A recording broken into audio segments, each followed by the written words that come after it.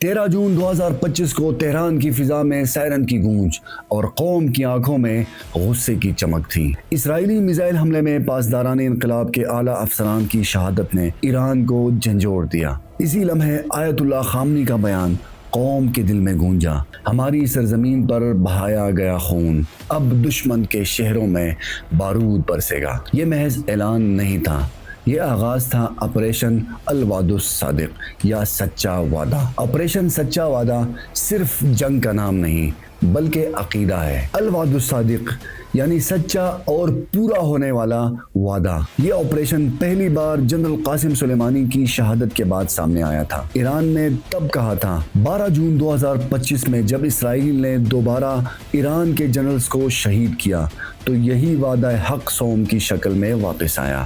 یہ نام صرف ایک فوجی کوڈ نہیں تھا بلکہ قرآن کا حوالہ، ان وعد اللہ حقا، بے شک اللہ کا وعدہ سچ ہے، ایک فکری اعلان اور شہداء سے کیا گیا عقیدے کا اظہار تھا۔ جب ایران نے حملے شروع کیے، ایران نے جوابی حملے میں 150+ بیلسٹک میزائل جن میں فتح 1، خیبر شکن اور قاسم بصیر شامل تھے، 100 سے زیادہ ڈرونز، اسرائیلی دفاعی نظام آئرن ڈوم کو چیلنج کرتے ہوئے تل ابیب، حیفا، اسقلان اور دیگر شہروں پر برس پڑے۔ چوتھی اور پانچویں لہر میں ایران نے دن کے وقت حملہ کیا، ایک نفسیاتی وار، درجنوں زخمی، 5 ہلاک، کئی حساس تنصیبات تباہ۔